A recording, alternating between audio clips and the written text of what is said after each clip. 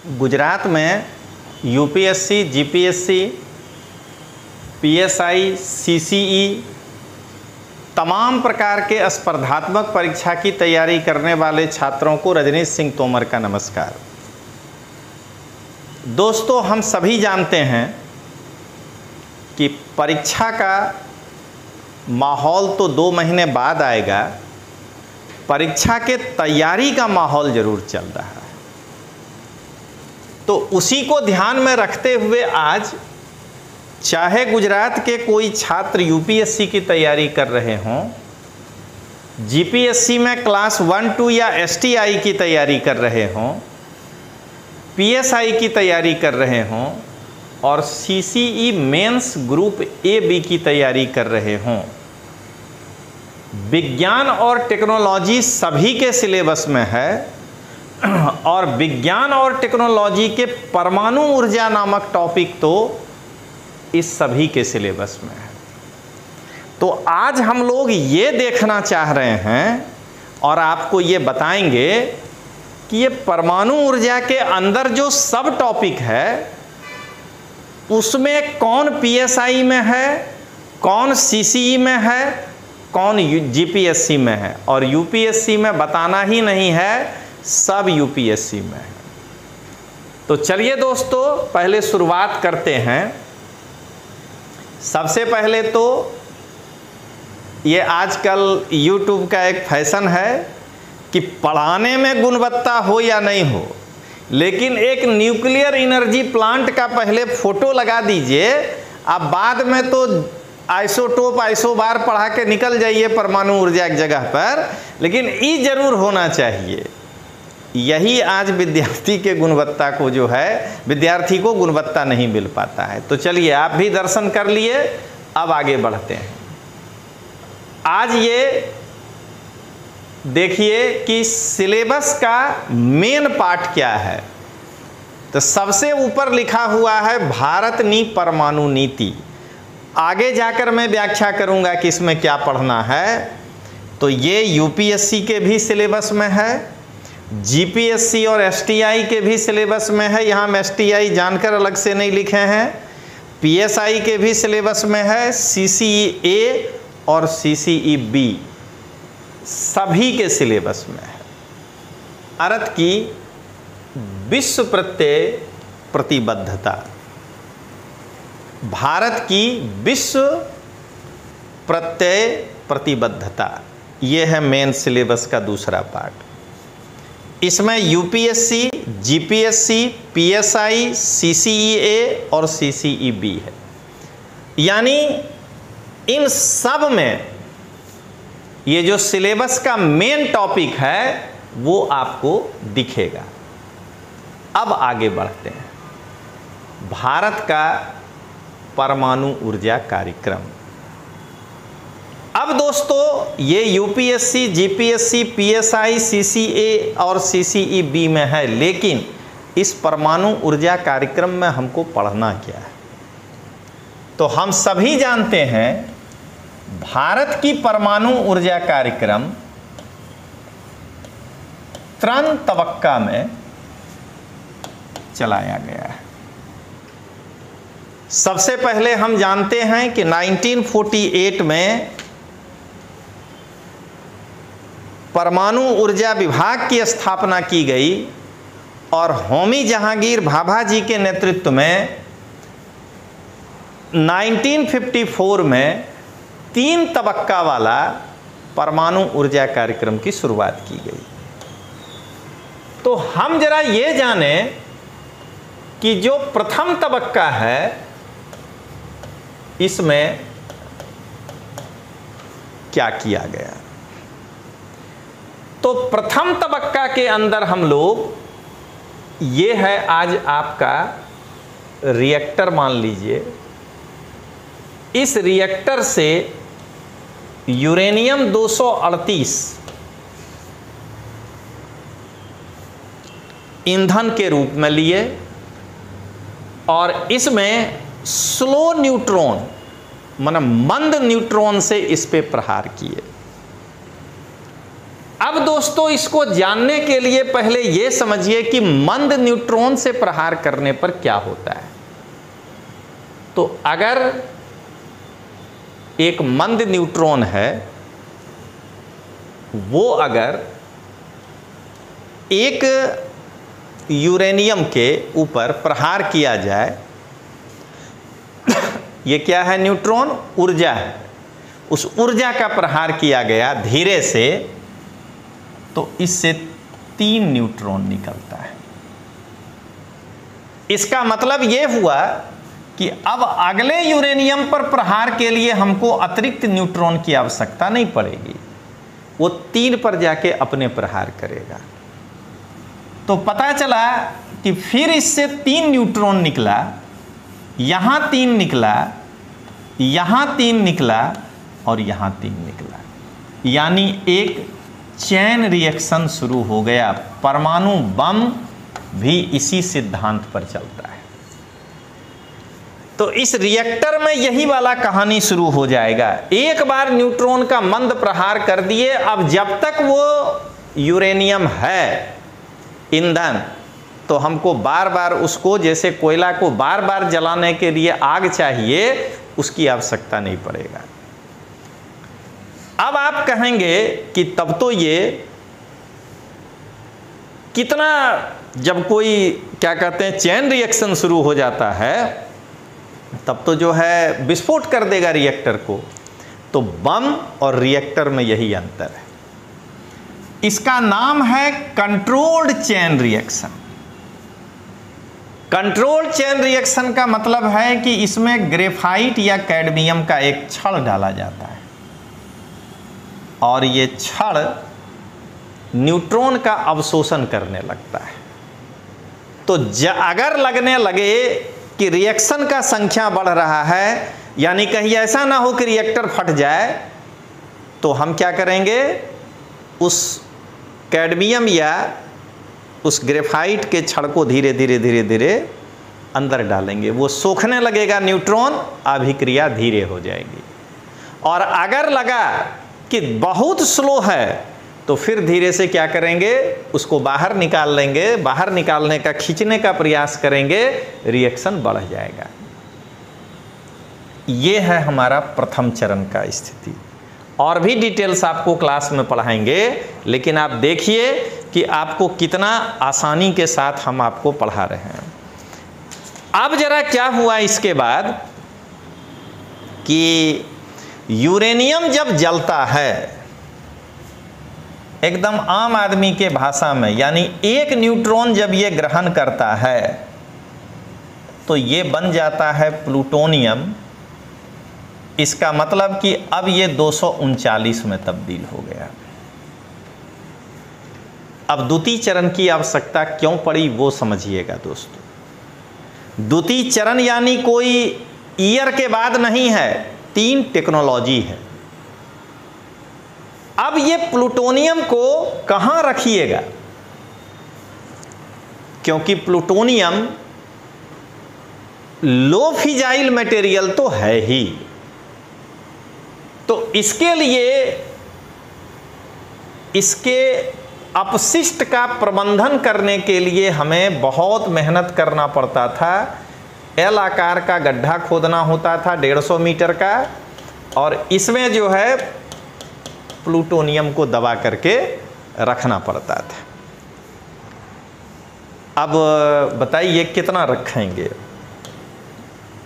जब दोस्तों आपको विश्वास लर्निंग ऐप पर ये वीडियो आएगा, मंडे से आना शुरू हो जाएगा, तब तो एक परमाणु ऊर्जा 10 घंटे पढ़ाएंगे आपको। तो जरा समझिएगा। तो अब ये क्या हो रहा है, कचरा पर कचरा जमा हो रहा है। एक तो ऐसे ही हम लोग सामान्य वेस्टेज से परेशान हैं, ई वेस्ट से परेशान हैं। अब एक अगर हम इसको भी रखने लगे तो क्या होगा। तो इसके लिए हम रूस से एक नई टेक्नोलॉजी मंगाए, उसका नाम है फास्ट ब्रीडर रिएक्टर। ये हम जान के छोड़े हैं ताकि बनाने में इजी हो, समझिएगा बंद है। ये फास्ट ब्रीडर रिएक्टर में क्या होगा।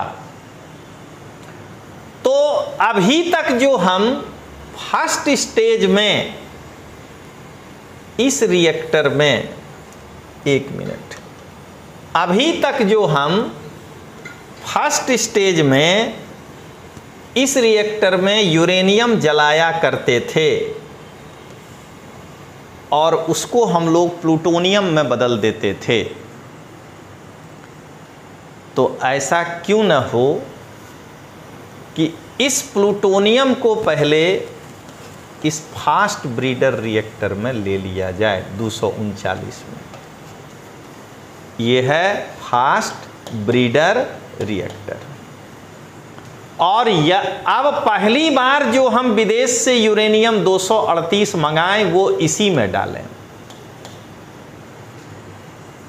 अब इतना तेज एक न्यूट्रॉन निकले कि इससे एक न्यूट्रॉन बाहर कर दे, बस ये भी हो जाएगा यूरेनियम 238, यानी ईंधन डबल हो गया। हम क्यों किए ऐसा, और ये हमें सीखने की आवश्यकता क्यों पड़ी? इसलिए पड़ी क्योंकि हमारे पास यूरेनियम 238 की कमी है। दूसरा, 1972 में जब हम पोखरण 1 किए और परमाणु विस्फोट कर दिए, तो क्या होगा? जो न्यूक्लियर सप्लायर ग्रुप है या इंटरनेशनल एटॉमिक एनर्जी जो अथॉरिटी है, वो हमें ये कहेगा, यही सब है CTBT और ये सब NPT वगैरह जितना है, और भी चीज़ बताएंगे आगे, कि वो हमको ये कहेगा कि भाई साहब, आप जिस रिएक्टर में बिजली बनाते हैं उसका लिस्ट दे दीजिए, और हम उतना ही रिएक्टर में जितना ईंधन चाहिए आपको सप्लाई करेंगे। क्योंकि आप ज़्यादा मंगाइएगा, आप बगल में दूसरा रिएक्टर में आप बम विस्फोट करिएगा तो ये नहीं चलेगा। तो इसलिए हमने क्या किया कि एक फास्ट ब्रीडर रिएक्टर में उस कचड़े को पुराने वाले रिएक्टर से मंगाए और उसको यूरेनियम 238 डाल के फास्ट न्यूट्रॉन से प्रहार करके स्क्वैश खेले और 2 यूरेनियम 238 बना दिए। तो यहां जो बिजली बन रहा था प्रथम चरण में, फर्स्ट स्टेज में, अब इसमें ईंधन डालने की आवश्यकता नहीं है। ये यहां आएगा, यहां से बिजली बनेगा, ये प्लूटोनियम में तब्दील होगा, ये प्लूटोनियम दोबारा फास्ट ब्रीडर रिएक्टर में जाएगा, वहाँ ये ईंधन डबल होगा, और उसके बाद जो है इसको, अगर हमको 6 महीने का कोटा मिला है तो साल भर चलाएंगे, और नहीं तो एगो और जो है बिजली बनाने वाला रिएक्टर लगा देंगे, यहाँ डबल बिजली बनाने लगेंगे। ये है हमारा दूसरा चरण। दोस्तों ध्यान रखिएगा, परीक्षा के पहले YouTube पर आकर के एक ऐसा टीचर जो साइंस एंड टेक्नोलॉजी का जी नहीं जानता है, मीठी मीठी बातें करके आपको अपने कोर्स में एडमिशन करा सकता है। लेकिन रजनीश सिंह तोमर यूपीएससी के छात्र को 2000 ईस्वी से 24 साल से science and technology, current affairs, geography, history और पॉलिटी 5 विषय अकेले पढ़ा रहा है। कैसे मुकाबला करोगे? ये मैं टीचर के लिए बोल रहा हूं।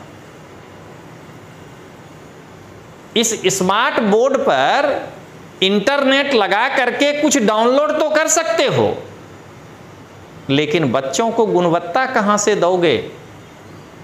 ये दिक्कत है, और यही मैं बच्चों को समझाने के लिए YouTube पर आया हूं कि आप अपना कैरियर मत बिगाड़िए।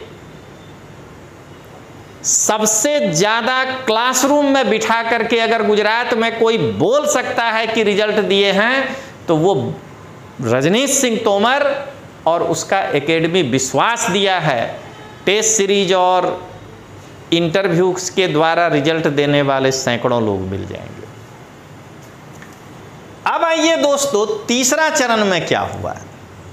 तो तीसरा चरण में यह हुआ कि वर्ल्ड में अगर सबसे ज़्यादा किसी के पास थोरियम है जो कि मोनाजाइट रेत में है तो वो है भारत के पास। तो हमने सोचा कि जब थोरियम सबसे ज़्यादा मेरे पास है और थोरियम एक फिजाइल मटेरियल नहीं है, तो क्यों ना हम थोरियम को U-233 में बदल दें और वह एक फिजाइल मटेरियल है और उससे बिजली बनाने लगें, या बम बनाना है तो बम। पूरे वर्ल्ड में 90% हमारे पास है। तो अब हमको एक ऐसा रिएक्टर चाहिए जिसमें थोरियम के डालने पर यूरेनियम 233 में बदले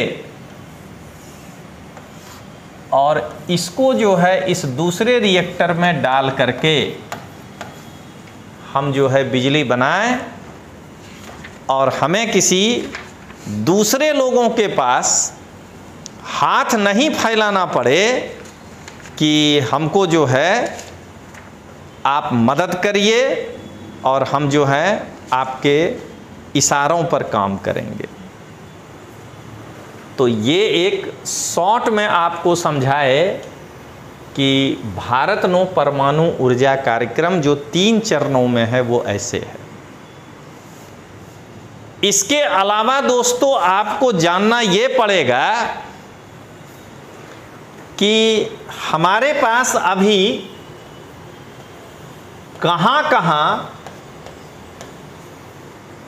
परमाणु रिएक्टर स्थापित है जो कि कार्यरत है।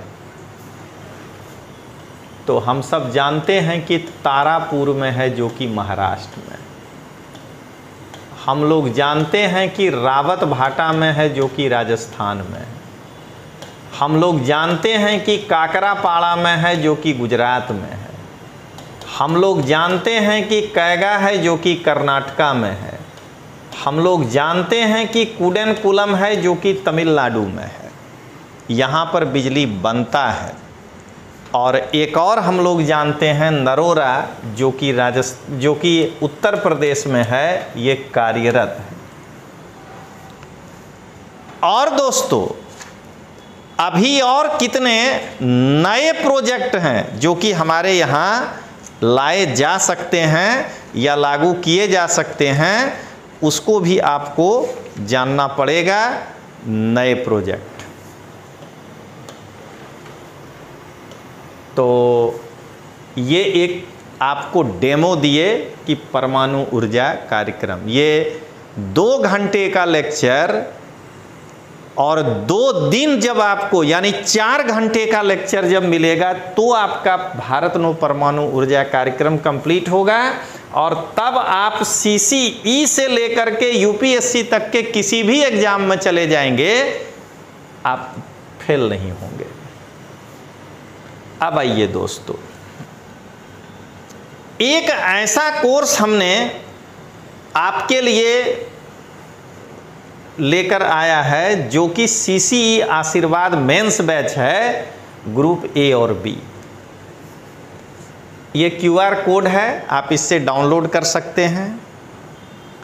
बस ध्यान यही रखना है दोस्तों कि वीडियो जो भी है वो मंडे से आएगा और आपको डिस्काउंट जो है वो 30 सितंबर तक है एडमिशन लेने का।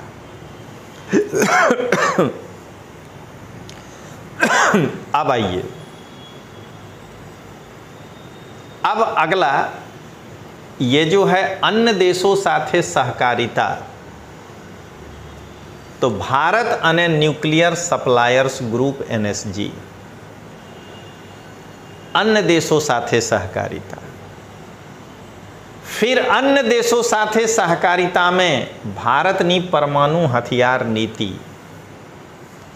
इसके बारे में दोस्तों कहानी ये है कि जब हम लोग 98 में पोखरण 2 किए थे तो अमेरिका, जब हमारा पोखरण 2 कार्यक्रम हो गया तो अमेरिका से पूछा गया कि भारत को परमाणु बम मिल गया है, आप परमाणु बम के बारे में कहना क्या चाहते हैं। तो उसने कहा कि बंदर के हाथ में नारियल मिल गया। पत्रकार वाजपेयी जी के पास आया और बोला कि सर, अमेरिका बोल रहा है कि भारत ने जो परमाणु परीक्षण किया है उससे बंदर के हाथ में नारियल लग गया। वाजपेयी जी बोले नो कमेंट, समय आने दो फिर बताते हैं। और तुरंत हो गया कारगिल। हम उसी बीच में परमाणु नीति जाहिर किए थे। तो हम अपने परमाणु नीति में सबसे पहले क्या रखे थे? सबसे पहले हमारी परमाणु नीति में था कि हमारा परमाणु नीति शांतिपूर्ण कार्यों के लिए है या कार्यक्रमों के लिए। दूसरा, नो फर्स्ट यूज, यानी जिस देश के पास परमाणु बम है भी तो हम पहला प्रयोग नहीं करेंगे। नो यूज, जिस देश के पास परमाणु बम नहीं है उस पर तो हम लागू करेंगे ही नहीं, परमाणु बम कभी नहीं गिराएंगे। और हैं तो कई मुद्दे, वो आपको पढ़ाएंगे। और चौथा इंपॉर्टेंट कहे कि हमारा जो परमाणु बम है उसका बटन राजनैतिक नेतृत्व के हाथ में होगा, यानी प्रधानमंत्री के पास इसका रिमोट कंट्रोल होगा। प्रधानमंत्री के रिमोट कंट्रोल दबाने के बाद जो है न्यूक्लियर बम सेना चलाएगा। तो अब कारगिल हो गया। इस नीति के बाद हम एक परमाणु हथियार वाले देश के साथ लड़े, हमारे इतने जवान शहीद हो गए, लेकिन हमने नो फर्स्ट यूज की नीति का पालन किया और हम ट्रेडिशनली लड़े। और उस युद्ध के बाद वाजपेयी जी पत्रकार को जवाब दिए कि बंदर कौन था। मतलब कि परमाणु बम अमेरिका को जब मिला था तो उसने पटक दिया जापान के ऊपर जिसके पास नहीं था परमाणु बम। तो अब विश्व तय करे कि बंदर कौन था। तो ये परमाणु हथियार नीति आपको पढ़ाएंगे और इतने अच्छे ढंग से पढ़ाएंगे कि आप परीक्षा में एकदम 100% सवाल बना के आइएगा। आज ये गुजरात के लड़कों के लिए यह एक तोहफा है। 30 सितंबर तक ये वैलिड है, अप टू 50% है। जैसे मेरा ये विषय 50% डिस्काउंट पे है, अप टू। विश्वास लर्निंग प्राइवेट लिमिटेड के द्वारा गुजरात में सीसीई से लेकर के आईएएस यानी यूपीएससी की तैयारी करने वाले छात्रों को आशीर्वाद स्मार्ट कोर्स नामक एक कार्यक्रम दिया जा रहा है। विश्वास लर्निंग ऐप गूगल प्ले पर जाइए और इसको डाउनलोड करिए। इसमें CCE A+B जो कि 4,999 का है, 6 महीने का कोर्स है। अगर आप 30/9 तक लेते हैं तो 2,999 का होगा। इसमें आपको एकदम सिलेबस के हिसाब से गुजराती और इंग्लिश को छोड़कर जो जनरल स्टडीज का पेपर है उसमें सिलेबस के हिसाब से जो 150 मार्क का है 40 शब्द के अंदर एक एक टॉपिक, जैसे इतिहास तो उसमें सिंधु घाटी तो उस पर 25-30 सवाल, वैदिक तो उस पर 25-30 सवाल, नंदवंश तो उस पर 5-10 सवाल, ऐसे करके टॉपिक वाइज महागुजरात आंदोलन तक माना इस वे में पूरा आपको मिलेगा, जो कि सोमवार से मिलेगा, लेकिन डिस्काउंट तो बस 30 तक रहेगा। CCEB 2999, सेम वही कहानी, 6 महीने के लिए 1999 का। PSI तपस्या बैच 2999, 6 महीना 1999 का। और जो बच्चे अभी तैयारी शुरू किए हैं उनके लिए ये तीनों ऊपर का जो बैच है उसमें सारी PPT गुजराती में होगा।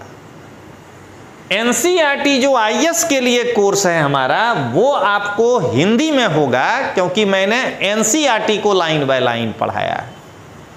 2499 1599 में मिलेगा। GPSC प्रारंभिक परीक्षा इसका सारा PPT गुजराती में होगा। 6999 का एक साल है, 3999। UPSC प्रारंभिक परीक्षा का GS1 CSAT इसमें शामिल नहीं है, ये हिंदी में होगा क्योंकि मैं बुक डाल के पढ़ाया हूँ। ये 4999 का है, ये 2999। करंट अफेयर्स में योजना कुरुक्षेत्र और वर्ल्ड फोकस मैगजीन 2 महीने की वैलिडिटी 199 रुपये में 100 में मिलेगा। अगर आप UPSC मेंस का GS1 का कोर्स लेना चाहते हैं, अभी वही अवेलेबल है 2499 1599 में। और अगर आप इतिहास वैकल्पिक विषय लेना चाहते हैं 25,000 का कोर्स है 12,500 में। और अगर आप हमसे संपर्क करना चाहते हैं तो आप 9428804128 पर संपर्क कर सकते हैं या 7043771326 पर आप संपर्क कर सकते हैं। तोमर सर और विश्वास का मेन जो है मोटिव यही है कि बच्चों को गुणवत्तापूर्ण शिक्षा दिया जाए। अब आइए फिर देखिए अन्य देशों साथे सहकारिता में क्या है सिलेबस।